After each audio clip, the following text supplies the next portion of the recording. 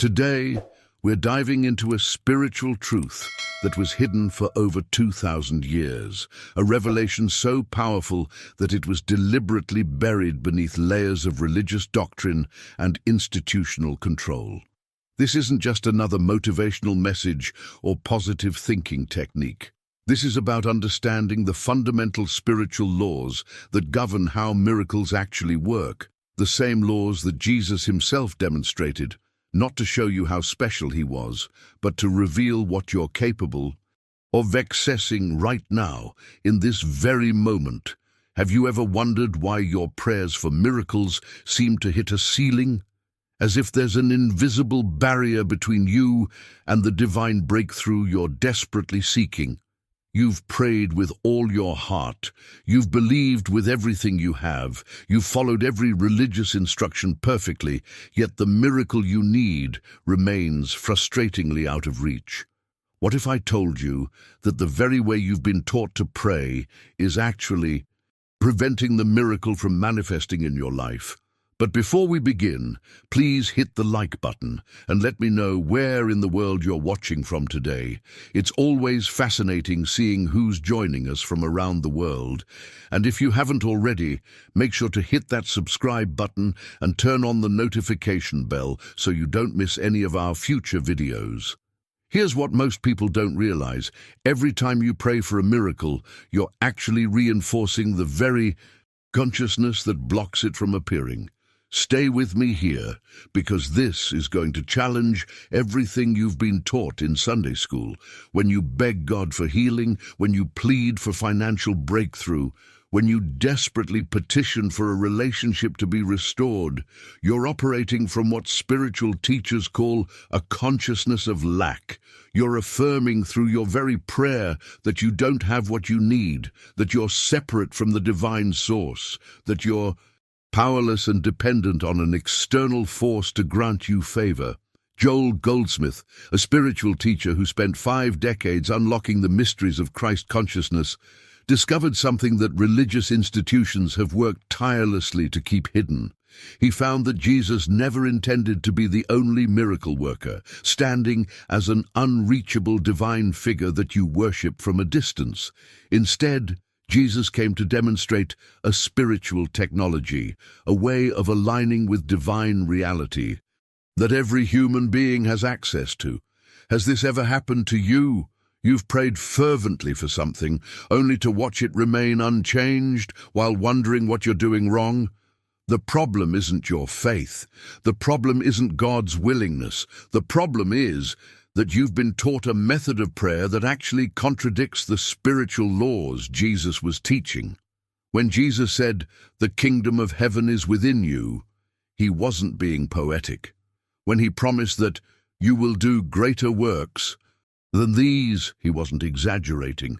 He was revealing that Christ consciousness, the state of awareness where miracles flow naturally, isn't something he possessed exclusively 2,000 years ago.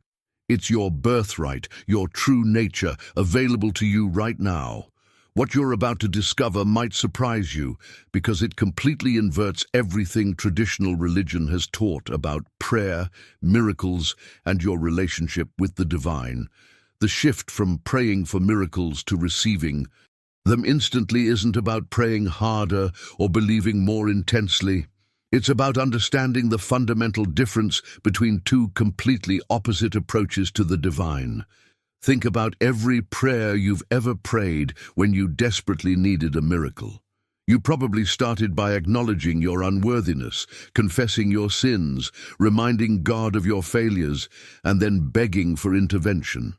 This is what I call beggar consciousness, and it's been programmed into you since childhood through every religious institution that benefits from keeping you spiritually dependent. Here's the hidden truth that changes everything. When you pray from a position of lack, you're not demonstrating faith. You're actually declaring to the universe that you don't have what you need. You're affirming separation. You're reinforcing the very condition you're trying to escape. Every word of petition is telling your consciousness, I am incomplete, I am broken, I am separate from divine. supply, and consciousness, being the creative force that it is, immediately goes to work, manifesting more evidence of exactly what you're declaring. This is why people can pray for decades and see minimal results. It's not because God is withholding. It's not because you haven't suffered enough or proven yourself worthy. It's because the very mechanism you're using, petition prayer, creates the opposite consciousness of what you're seeking. Joel Goldsmith spent years unraveling this mystery, and what he discovered was revolutionary. True prayer isn't about asking at all. True prayer is about recognition. It's about aligning your awareness with what already exists in spiritual reality. If you're ready for spiritual truths that actually transform your life, hit that subscribe button.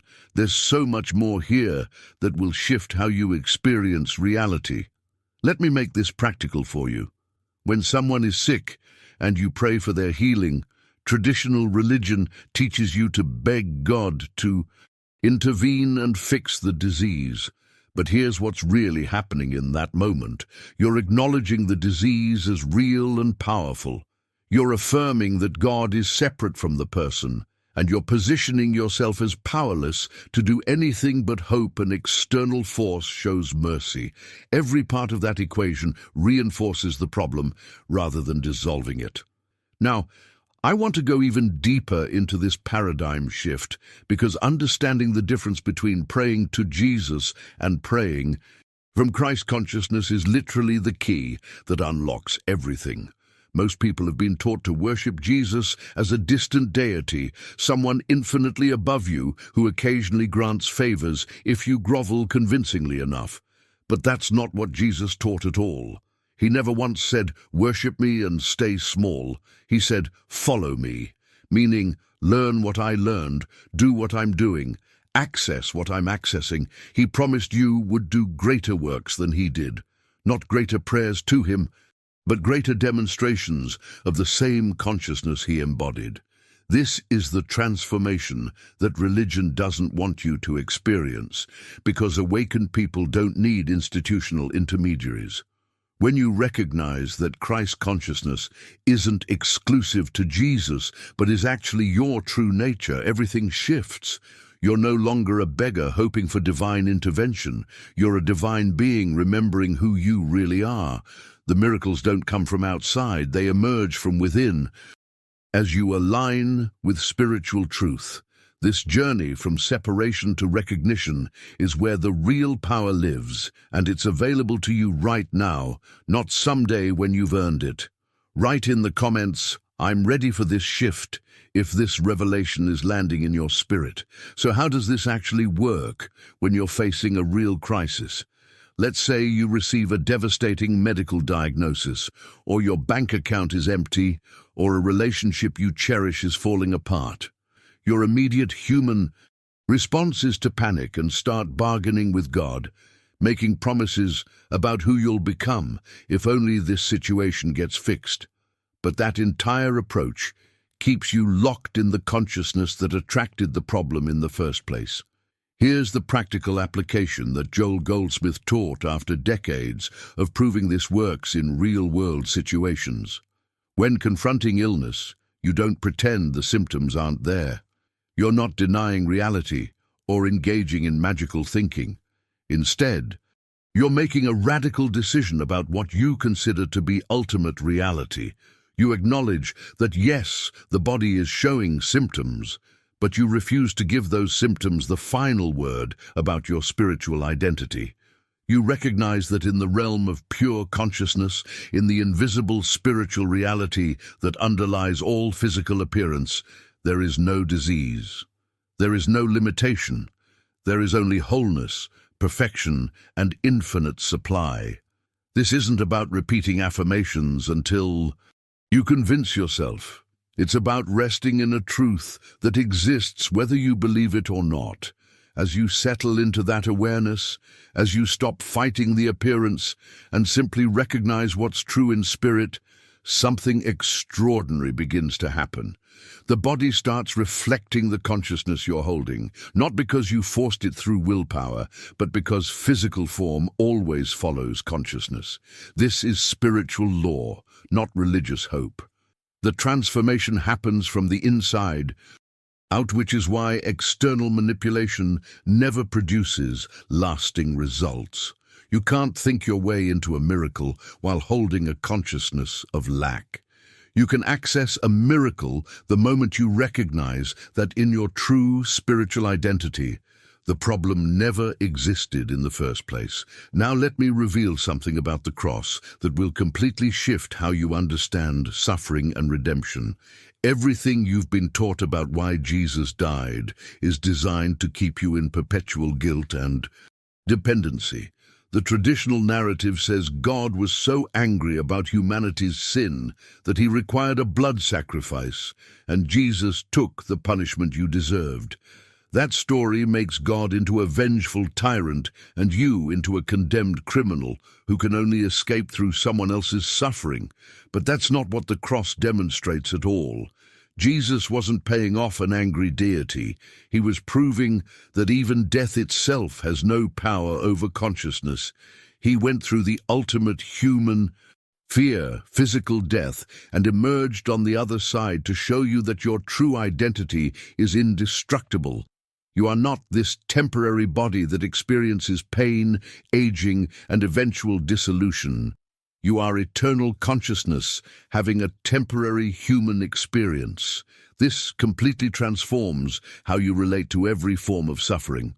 When challenges arise, you're not being punished by a judgmental God.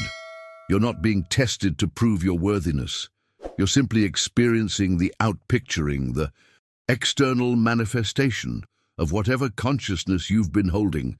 Change the consciousness, and the experience must change, because the external world has no choice but to reflect your internal state. This is the hidden truth behind every spiritual teaching, the mechanics of how reality actually operates. Drop a comment saying, "Consciousness creates," if this perspective is opening new doors for you. Let me share a real story that demonstrates exactly how this shift from petition to recognition works in practice. Margaret was given a terminal diagnosis that doctors labeled incurable. She did everything traditional religion teaches. She attended healing services, had elders lay hands on her, fasted, confessed every sin she could remember, and spent hours begging Jesus to intervene. Month after month, nothing changed. Her body continued deteriorating, and despair was replacing hope. When she finally encountered Joel Goldsmith's teaching, she was at the end of her rope, willing to try anything. Joel looked at her with compassion and said something that initially shocked her. Stop praying for healing and start recognizing wholeness. For 3 weeks, Margaret practiced a completely different approach.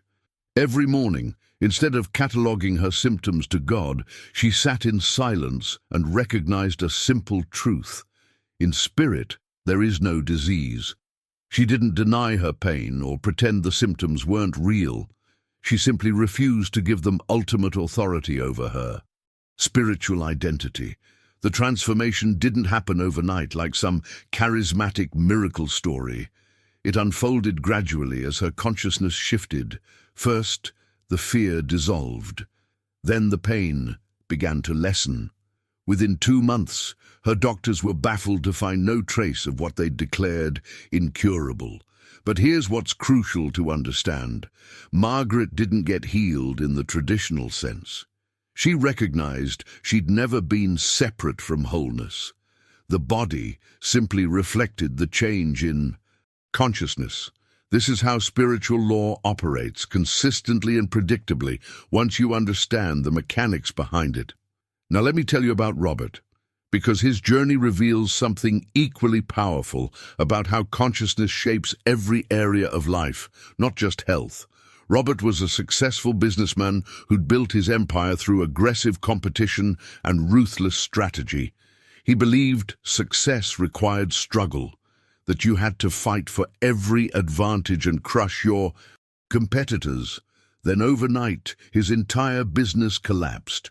Partners betrayed him, investments failed catastrophically, and he lost everything he'd spent years building. Desperate and broken, Robert found his way to Joel's teaching, and what he learned shattered his entire worldview. Joel showed him that his consciousness of struggle and competition had attracted exactly what he feared most: loss and betrayal. The external collapse was simply mirroring his internal state. Robert made a decision. That seemed crazy to everyone around him. Instead of immediately scrambling to rebuild through the same aggressive tactics, he spent 6 months practicing what Joel called living from grace instead of law.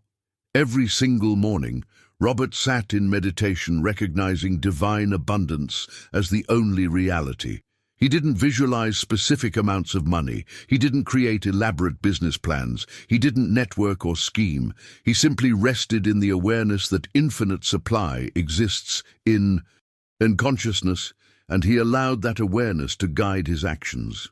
The rebuilding took 2 full years, not 2 weeks, because real transformation happens at the pace consciousness shifts. But what emerged was radically different from what had collapsed. Robert created a business founded on cooperation instead of competition, on genuine service instead of exploitation. He prospered beyond his previous success, but this time from a completely different internal foundation. These aren't isolated anomalies or lucky coincidences.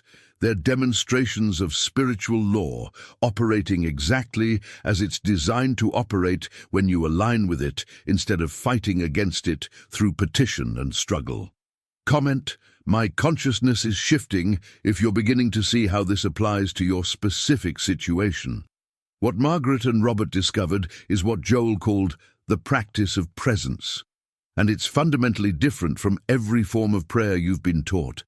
Traditional prayer is you talking at God, presenting your wish list, explaining your problems, and hoping someone's listening. But real spiritual practice is the exact opposite. It's becoming silent enough to listen. It's recognizing that the presence you've been seeking outside yourself is actually the essence of who you are. Think about what happens in your mind during a typical prayer session. You're rehearsing problems, listing needs, describing lack, and essentially having a one-sided conversation with a God you imagine is somewhere far away. Joel discovered that this entire approach misses the point completely. When you truly grasp that Christ consciousness is your consciousness, not something separate you need to access through proper technique, everything shifts. You stop asking for things because you begin receiving the awareness of what already exists in the invisible realm of spirit. This is where most people struggle, because we've been conditioned to believe that spiritual practice requires effort, discipline, and constant doing. But the practice of presence is about releasing effort, not increasing it. It's about recognizing what's already true, rather than trying to make something become true. Everything you've been desperately seeking outside yourself, peace, abundance, healing, love, exists right now in consciousness. Your only work is to recognize it, accept it as already present, and watch as the external world rearranges itself to match what you're holding in awareness. If this shifted something in your awareness, hit that like button. It helps these teachings reach others who are searching for answers beyond traditional religion. Now, this leads to something even more radical that Joel taught, something he called recognizing the nothingness of error. When a problem appears in your life, your immediate instinct is to fight it, fix it, or pray for its removal. You treat the problem as a real, powerful force that needs to be defeated. But Joel discovered through decades of demonstration that this approach actually empowers the very thing you're trying to eliminate. Every time you fight a problem, you're declaring it has power. Every time you pray for its removal, you're affirming it as real and threatening. Instead, the practice is recognizing that in spiritual reality, the problem doesn't exist. Not because you're pretending or engaging in denial, but because consciousness is the only actual cause, and problems exist only in the realm of appearance, not in the realm of truth. Let me make this concrete. You face a financial crisis, bank account empty, bills overdue. Your natural response is panic, followed by petition prayer, begging God to send money. But that entire approach keeps you locked in lack consciousness, constantly affirming that you don't have enough. The practice Joel taught is radically different. You acknowledge the appearance of the empty bank account without giving it ultimate authority. You recognize that in spirit, in the realm of consciousness where everything originates, there is no lack. Infinite supply exists right now, always has, always will. As you rest in that recognition, as you refuse to empower the appearance of lack by fighting it or fearing it, your consciousness shifts from scarcity to abundance. And here's the key: circumstances must reflect whatever consciousness you're holding. Not might reflect, must reflect. This is spiritual law operating with the same consistency as gravity. This practice requires a level of spiritual maturity that goes beyond technique. You're learning to hold two realities simultaneously, the appearance you're seeing and the truth that exists in consciousness, while giving ultimate authority only to truth. Drop truth over appearance in the comments if you're ready to practice this level of spiritual awareness. The moment you start practicing this recognition of truth over appearance, you'll notice something profound about time itself. Every spiritual problem you've ever experienced exists only when your mind leaves the present moment. Think about it right now, in this exact second. Strip away all the mental commentary about what happened yesterday or what might happen tomorrow. Strip away the stories about what your problem means, where it came from, or how bad it could get. In this pure present moment, where is the actual problem? You're alive right now. You're breathing. You're conscious and aware. Whatever crisis your mind wants to rehearse exists either in past regret or future anxiety, but it doesn't exist in this precise moment of now. Joel Goldsmith taught that Christ consciousness is only accessible in the present, because the present is the only place that actually exists. Everything else is mental projection. When Jesus said the kingdom of heaven is at hand, he wasn't speaking metaphorically. He meant it's available right here, right now, in this moment. Not after you die, not after you prove yourself worthy, but in the eternal now that never leaves. This is where most spiritual seekers get confused. They think the practice of presence is about escaping from life's challenges or pretending problems don't exist, but it's actually the opposite. It's discovering where real life happens, which is always and only now.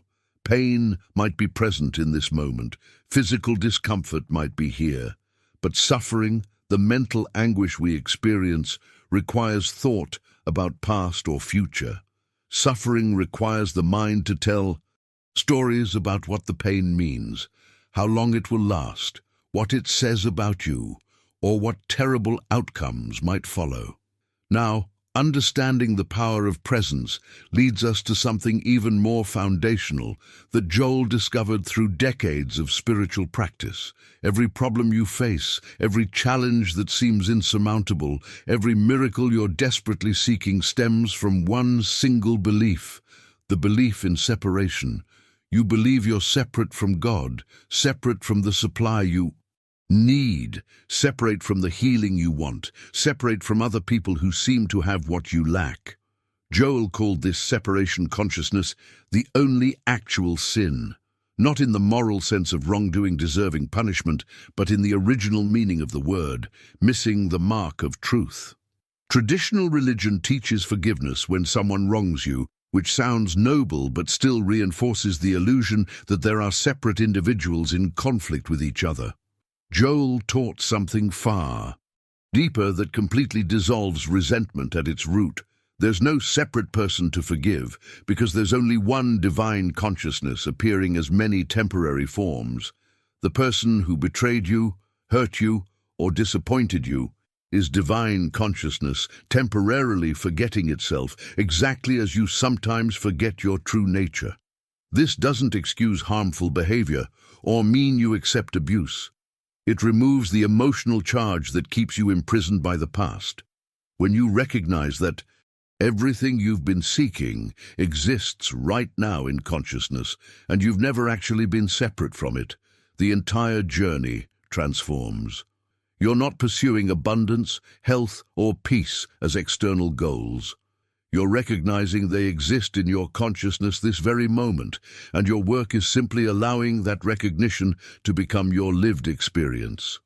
Type, "I'm not separate," if this principle of oneness is beginning to dissolve the illusion of lack in your awareness. Once you begin recognizing oneness instead of separation, you naturally move into what Joel called living by grace, and this is where the journey becomes both liberating and terrifying. Grace isn't God's mercy toward undeserving sinners. Grace is the automatic flow of divine good that operates the moment you stop trying to manipulate, control, and force outcomes through human effort.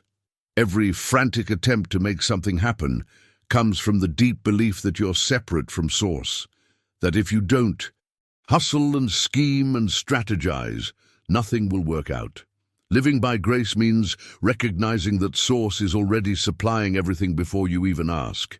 This sounds passive to the achievement-oriented mind, but it's actually the most active spiritual practice possible because it requires constant vigilance against your mind's compulsive need to take control and make things happen through sheer willpower. Joel Goldsmith himself proved this principle in the most practical way. He never advertised his lectures, never promoted his books, never marketed his ministry. He simply taught what he'd discovered, and thousands of people found their way to him across decades. Divine grace supplied every single thing that was needed without manipulation or effort. Your ego will rebel violently against this approach because it's built on the illusion that you must do something, must take charge, must ensure survival through constant action. But spiritual consciousness is always doing everything. Your work is getting out of the way and allowing grace to operate without interference.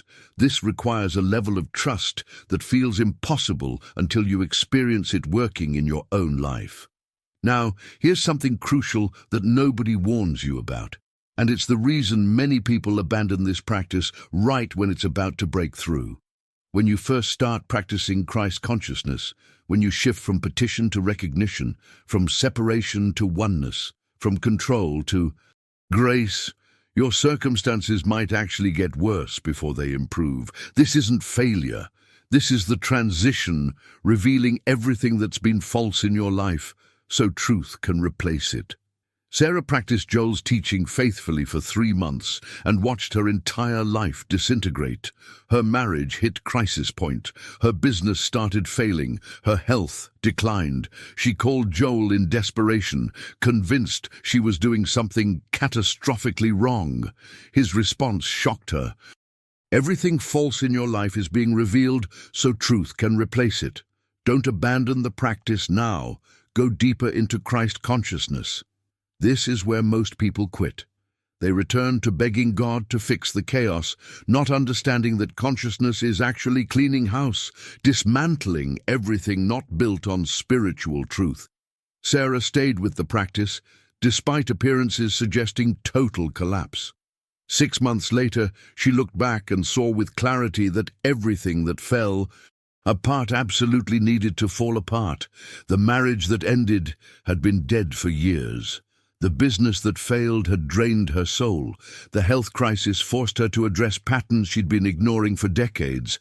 Joel's teaching hadn't caused the chaos.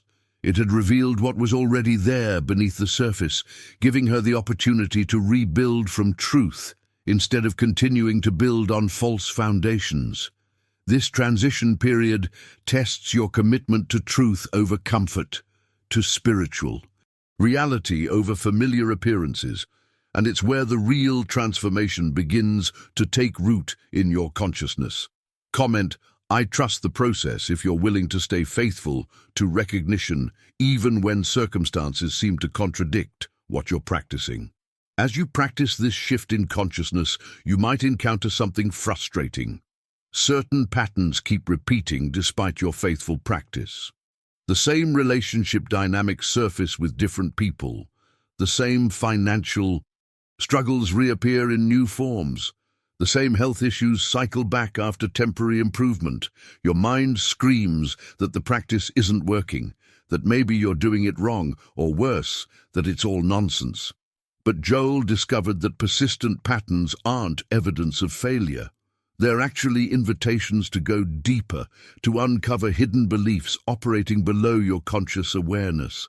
Michael practiced recognizing abundance for years, yet poverty consciousness kept manifesting in his life no matter how diligently he meditated or how sincerely he recognized spiritual supply. One day, during a particularly deep meditation, the hidden belief finally surfaced into awareness. He believed that truly spiritual people should be poor to prove they're not materialistic, that wanting financial success somehow made him less devoted to God. This belief had been installed by years of religious conditioning, operating completely outside his conscious awareness, sabotaging every financial demonstration he tried to make. The moment he saw this unconscious belief clearly, he could recognize it as false. Spiritual consciousness knows nothing of poverty or wealth. Those are human concepts, with no reality in the divine realm. Within months of releasing that hidden belief, Michael's entire financial situation transformed, not because he hustled harder or got lucky, but because the internal block had been removed and consciousness could flow naturally. This is why brutal honesty with yourself becomes essential. You can't heal what you refuse to acknowledge. Every persistent problem in your life is pointing to a belief you don't know you're holding, inviting you to bring it into the light where truth can dissolve it. Now, the ultimate expression of this practice, the place where all this spiritual understanding leads, is what Joel called becoming transparent consciousness. This isn't about achieving some special status or becoming spiritually superior to others. It's about becoming so established in Christ consciousness, so clear of personal agenda and ego-driven motivation, that divine consciousness can operate through you without obstruction. After decades of practice, Joel reached a state where he would simply sit in a room and be present, and people reported physical healings, emotional breakthroughs, and spiritual awakenings. He wasn't doing anything to them in the traditional sense. He wasn't praying for them, laying hands on them, or performing rituals. His consciousness had become so transparent to truth that anyone in his presence could feel the resonance of that clarity. Situations would resolve when he entered them. Peace would descend on chaotic environments. This is the same state Jesus demonstrated, and it's not reserved for special people or ancient prophets. It's available to you through persistent recognition of what's already true. You don't achieve transparency through effort. You achieve it by continuously releasing everything false, until only truth remains. And that process happens naturally as you practice presence day after day, year after year. Right, I'm becoming transparent if you're committing to this journey of letting everything false fall away until only truth remains. If you're still here with me, you've just taken a journey that most people will never experience because they're too comfortable with the familiar cage of traditional religious thinking. What we've explored today isn't just information. It's transformation waiting to happen in your life the moment you begin practicing recognition over petition, presence over absence, oneness over separation. This channel exists to bring you these hidden truths that have been buried under centuries of institutional control, to give you practical spiritual tools that actually work when you apply them. If this resonates with you, if you want to continue exploring the mysteries that change everything about how you experience reality, hit that subscribe. button. There's so much more to uncover together, and I'm committed to bringing you content that shifts consciousness, not just fills time. Drop a comment right now saying, "This was meant for me," so I know you made it all the way through. I read every single comment, and there's something powerful about declaring your commitment to this path publicly. It anchors the decision in your consciousness. And if this video opened doors in your awareness that have been locked for years, hit that like button. It helps this message reach others who are ready for it, people who are tired of begging and ready to start recognizing. There's a video right here that goes even deeper into how to dissolve the blocks that keep miracles from manifesting instantly in your experience. Click and continue with me over there, because what you've learned today is just the beginning of understanding how spiritual law actually operates in your life.